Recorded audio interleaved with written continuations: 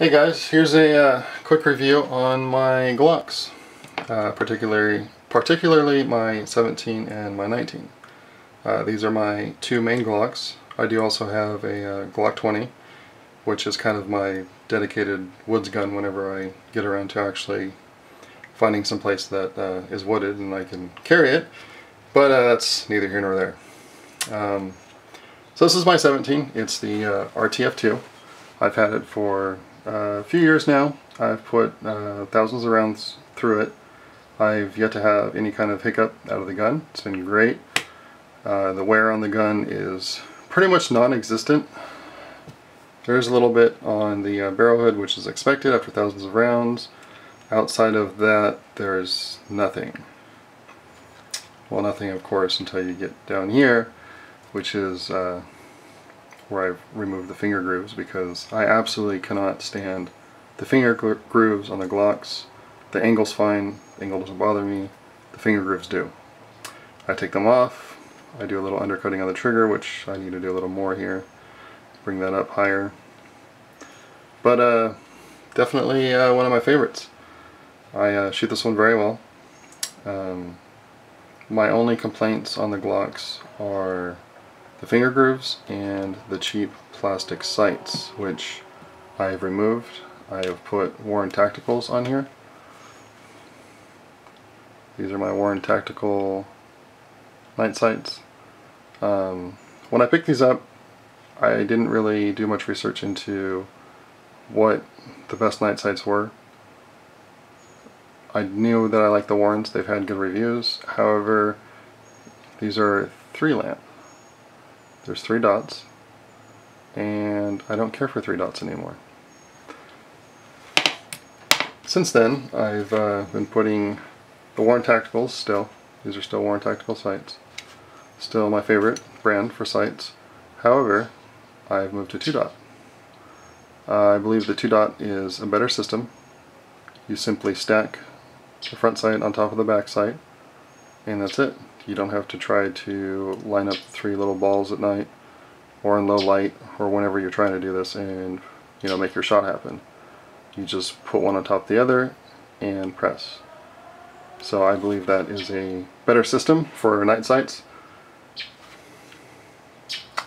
And again, here's my 19, which I've also removed the finger grooves on, done a little bit of stippling there, undercut the trigger guard, still working on the trigger. I'm going to bring this back a little more. I very much like the way Salient does it. I actually like that look, so I'll bring that back. I've done trigger work on these. On my 19, it's my carry gun. I have no modifications to my grip area where it contacts my body. Since I'm always running my inside waistband, this is usually touching my skin. I run nothing aggressive here. I do have tape on this side because I have not got around to stippling. I find the tape to be good. It has not come off even through sweat and everyday carrying for up to 16 hours or longer sometimes. So the tape's been really good. I do not remember which brand, but I think they're all pretty equal. It's just one of the decal tapes for the guns. The only thing I haven't done yet on this one is put the plug in. I understand that Glock does not want you to plug this for a couple reasons. However, I do not like the look of it, and I think that magazine seating on reloads is easier with the plug. Just to compare them here, you can see the plug pretty much funnels the magazine in, and it looks a little cleaner. It doesn't look like the gun's just not finished. These both have trigger work. I've polished just different connector. Trigger's a little bit lighter, still mushy. Can't really get rid of that mushiness unless you do some modifications that I really don't want to do on my guns, or if you change out the triggers for some expensive aftermarket parts. I understand you can get the trigger pretty good, pretty MMP or 1911 like, but that's not what I'm doing here. This one's the same way. Trigger's nice, but still Glock. Nothing to write home about. I do not have the extended slide stop on this one because it is my carry gun, and I want everything on this side to be fairly flush, fairly snag free. This rides up against my body. I don't want anything sticking out. Same with the magazine release. It's big enough to hit. It's not as big as I'd like. I guess I could put an extended in here and then file the extended down and then stipple it to my liking. Just haven't really seen a need yet for it. Maybe I'll do that in the future, but right now the factory one works fine. This gun I run for all my classes and everything. I've done some USPSA with it, but primarily defensive classes when I teach, or if I'm taking someone else's class, I run this gun. Unless I'm running a 1911, then I'll run my Colt, but this is usually my primary gun. It's been great. I really can't say anything bad about it outside of the finger grooves, and I'm going to keep ranting about that, so sorry if it gets annoying. Size wise, I have both of these on my carry permit. Here in California we have to list all of our guns, which is quite absurd and ridiculous that we want to carry.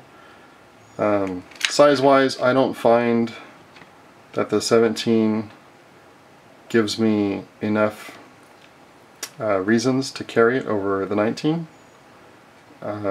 Yes, it does hold a couple more rounds if you're using the magazines designed for each gun. The 17 holds 2 more rounds than the 19. However, 16 rounds in the 19 I feel is sufficient. And then I also have a full-size Glock 17 magazine with a +2 extension, such as this one that I run in my pocket or in a mag carrier on my side.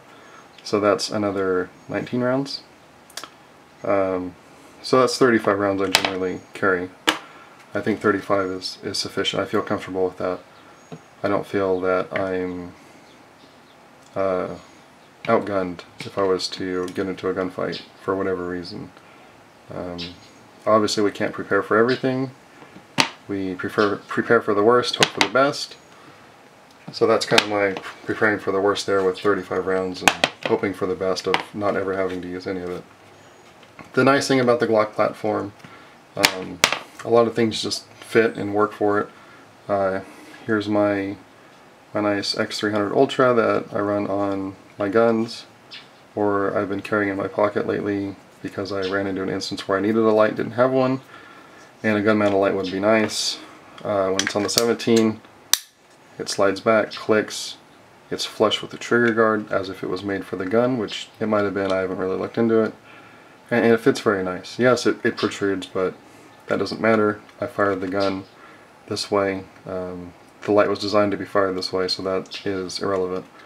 What does matter to me is fit and finish. This does fit very nicely. It appears as if it's made for the gun, which is nice. I can take that same light, slide it off the 17, slide it onto the 19, and I get the same fit and finish. It looks good. It works well. The barrel is quite a bit further back from the bezel. That's okay. It was designed that way. And it runs great. Another nice thing about the Glock platform, this is my everyday carry holster, my DeSantis Intruder. Very comfortable holster. I'll do a review on that later. 19 fits in great. This is what it was designed for. But if I wanted to, I could also carry my 17. It also fits just fine.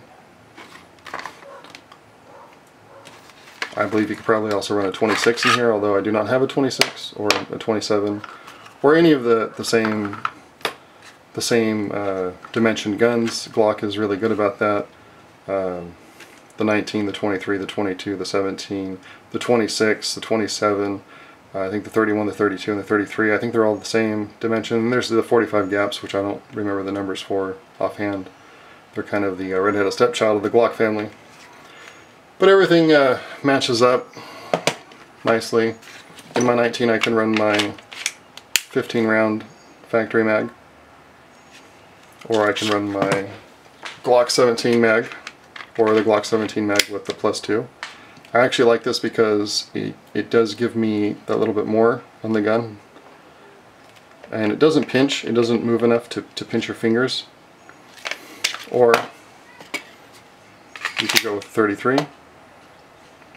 That is entirely possible. It doesn't really affect the gun much.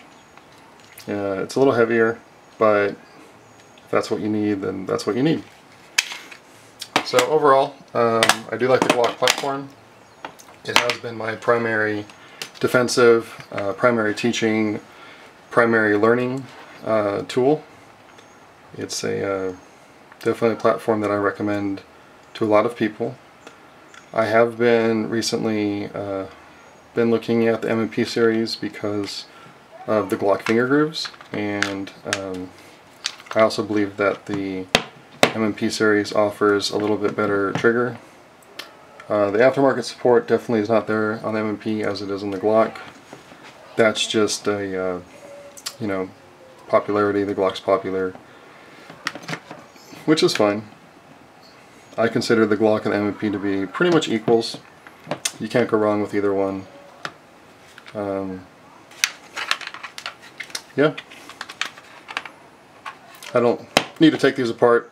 There's lots of videos of people taking them apart. If you guys have any questions, feel free to let me know in the comments. Thanks a lot.